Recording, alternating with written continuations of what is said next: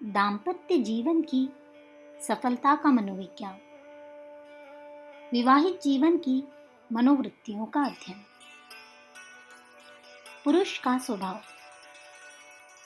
पुरुष का स्वभाव है कि जब तक वह अपनी प्रेमिका को प्राप्त नहीं कर लेता, तब तक उसे पाने के लिए अत्यंत इच्छुक रहता है, प्राणपण से चेष्टा करता है, प्रत्येक प्रकार से प्रेम प्रदर्शन करता है और स्त्री के अतिरिक्त अन्य कुछ भी चीज नहीं प्राप्त करना चाहता। किंतु एक बार मनचाही पत्नी पाने के पश्चात क्रमशः उसके मन क्षेत्र में भारी परिवर्तन होता है। विवाह के 3-4 मास पश्चात वह पत्नी की ओर से उदासीन सा होने लगता है। आधी उम्र आने पर अर्थात 35-40 वर्ष का होने पर उसे स्त्री से विशेष आकर्षण नहीं रह जाता। वह उसे अपने विचारों का केंद्र नहीं मानता, प्रत्युत अन्य सांसारिक कर्मों में प्राणपण से जुट जाता है। स्त्री उसके हृदय के एक कोने में पड़ी रहती है। अधिक आयु होने पर वह स्त्री से चिढ़ने लगता है। कितने ही उनसे डरने लगते हैं, दूसरे उनसे सर्वथा उदासीन होने लगते हैं। कुछ एक स्त्री को देख भर सकते हैं, उनकी फरमाइश पूरी नहीं करना चाहते। स्त्री की प्रकृति। स्त्री का प्रेम प्रारंभ में बिल्कुल नहीं रहता, किंतु विवाह के पश्चात या जान पहचान होने के पश्चात धीरे धीरे विकसित होता है। 3 मील लंबे बूटों की रफ्तार से वह नहीं बढ़ती, जरा जरा सी आगे चलती है। जब वह एक बार प्रेम प्राप्त कर लेती है तो स्वभावतः उसे छोड़ना नहीं चाहती है। उसमें ममता, अहम, करुणा, सहानुभूति की मात्रा अधिक है। विवाह के पश्चात उसकी यह आकांक्षा रहती है कि पति के प्रति उसका प्रेम बढ़े, वह उसके बिल्कुल हाथ में रहे, उसी से प्रेम करे, अन्य किसी को अपने प्रेम में कोई हिस्सा न दे। स्त्री हर प्रकार आर्थिक, सामाजिक, धार्मिक से उसकी स्वामिनी बनने को ललायित रहती है। स्त्री का हृदय प्रेम, करुणा, ममता एवं सहानुभूति की रंगभूमि है। वह कोमलता एवं सहनशीलता की कल्पना है, क्षमा एवं त्याग की तपोभूमि है। वह भिन्न भिन्न भावनाओं का एक आश्चर्य सम्मिश्रण है। वह चीर सुंदर है, चीर कोमल है। वह अपने प्रिय के लिए अपने सर्वस्व का त्याग कर सकती है और अपने मान अपमान एवं निंदा स्तुति की भी चिंता नहीं करती। वह बड़े से बड़े अपराधी को भी क्षमा कर सकती है। 2 प्रतिकूल तत्वों का सम्मिश्रण। उक्त दोनों प्रतिकूल तत्वों से ही संसार का निर्माण हुआ है। इसी प्रतिकूल में संसार का आनंद अंतर्निहित है।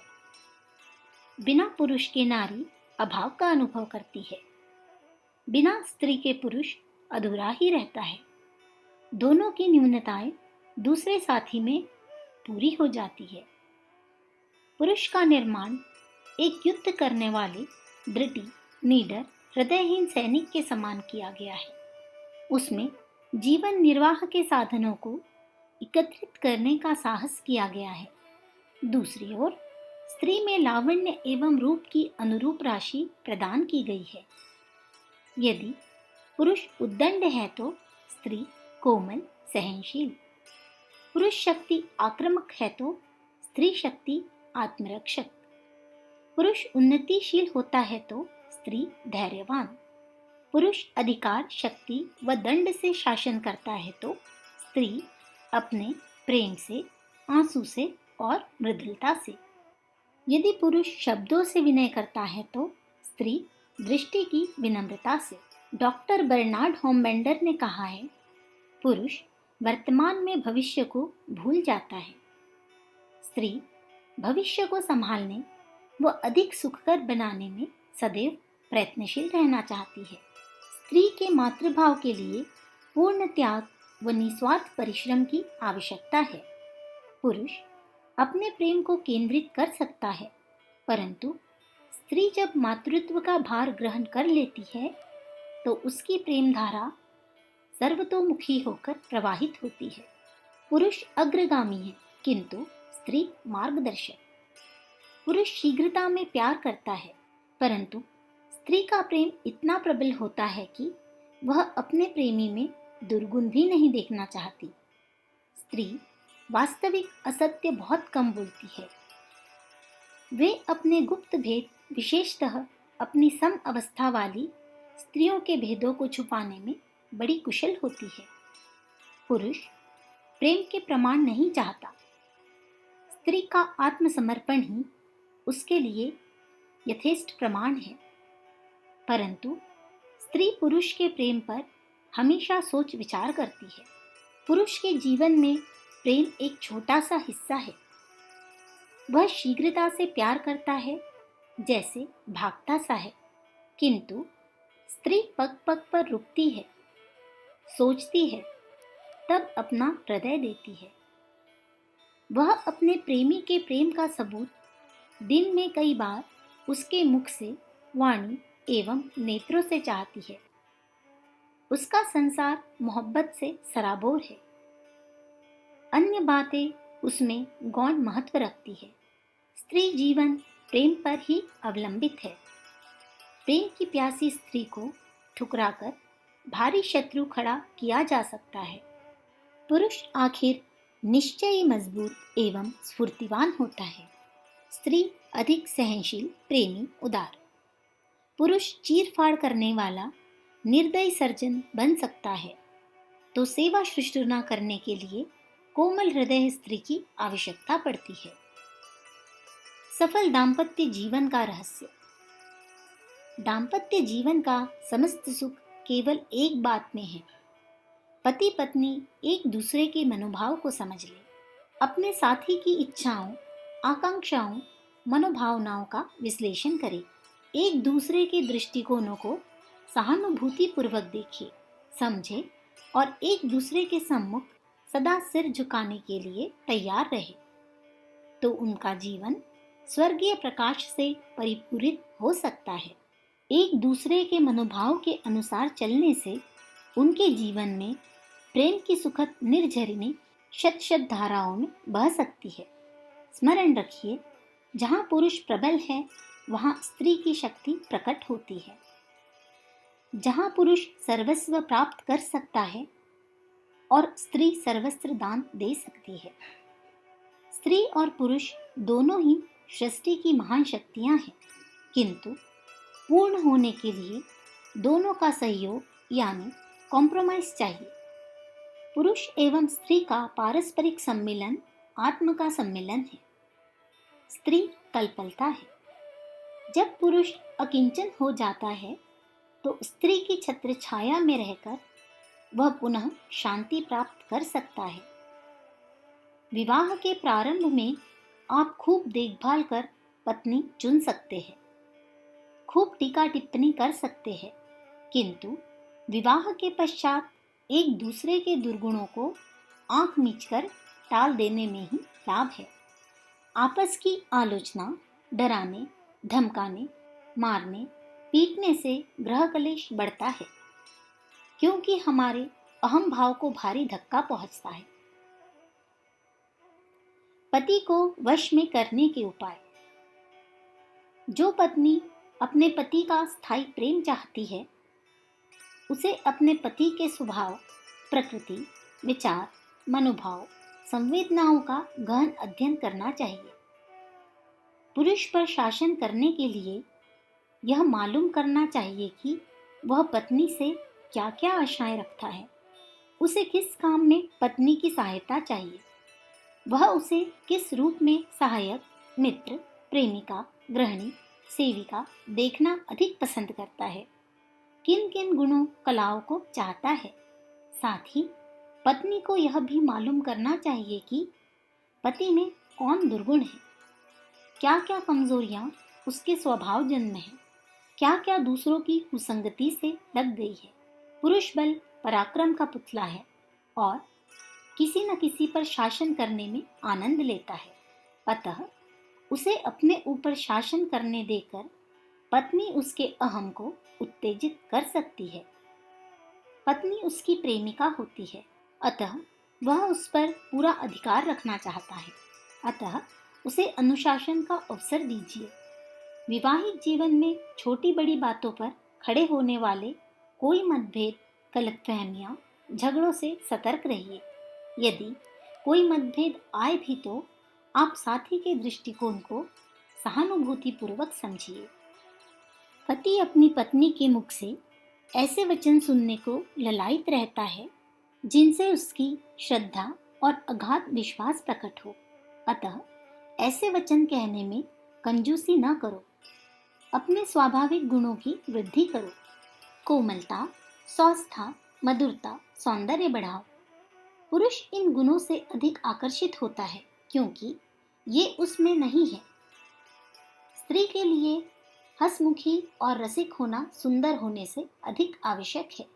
पुरुष स्त्री की रसिकता, हंसी, बाकी चितवन पर अधिक आकर्षित होता है।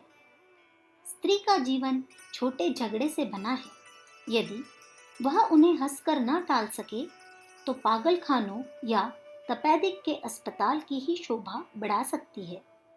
पति को दास वे ही बना सकती है जो उनके दोषों या विशेषताओं पर चिढ़ने के स्थान पर हंसकर टाल देती है। स्त्री को विकट परिस्थितियों में भी प्राण देकर अपने सतीत्व की रक्षा करनी चाहिए। सतीत्व का मनोवैज्ञानिक प्रभाव अप्रत्यक्ष रूप से बहुत पड़ता है। सुमन जी की एक सम्मति विशेष उल्लेखनीय है। तुम अपने हृदय को सदा प्रेम के जल से छलकाते रखो। प्रेम की इस पवित्र धारा में घर के आसपास की सारी मलिनता, सारी बुराई बह जाएगी और तुम सदा पवित्र एवं सुखी रहोगी। यादवेंदु जी लिखते हैं, पुरुष बड़ा हो जाने पर भी विवाहित होने पर अपनी पत्नी से ऐसे ही आचरण की आशा करता है। यदि पति किसी बात से नाराज हो जाए तो उन्हें वैसे ही प्रेम पूर्वक मनाना चाहिए जैसे माँ अपने रूठे हुए बालक को मनाती है। पुरुष है भी तो विकसित बालक।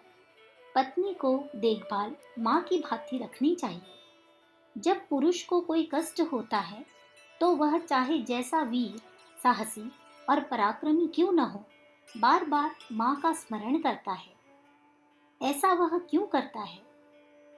पुरुष के संस्कार वास्तव में कुछ ऐसे बने हैं कि वह माँ के प्रेमपूर्ण प्रभाव को मिटा नहीं सकता। इस व्यय में भी वह उसी प्रेम को चाहता है।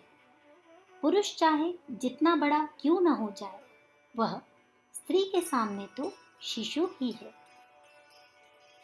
प्रियतमा को जीतने के मनोवैज्ञानिक सूत्र। हम में जो गुण नहीं है उनसे युक्त व्यक्तियों के प्रति हम स्वतः आकर्षित होते हैं।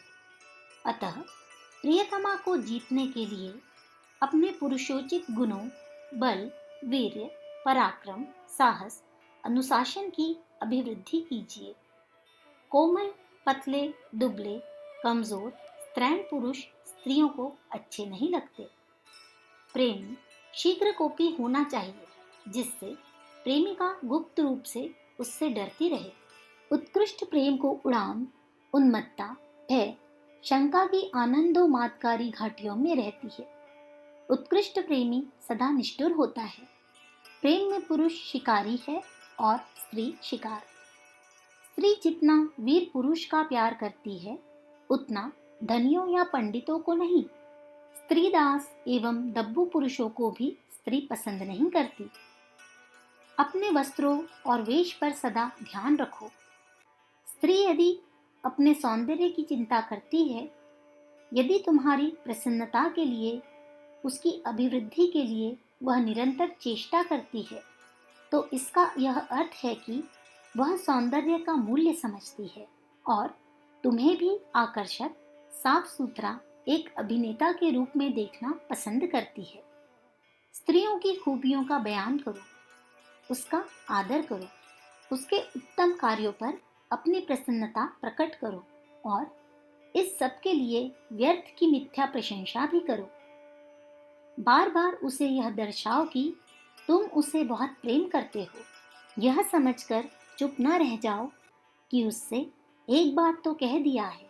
वह आपके मुख से अपने प्रति प्रेम बार बार सुनना पसंद करती है। अखंड ज्योति, जनवरी 1940, पृष्ठ 28।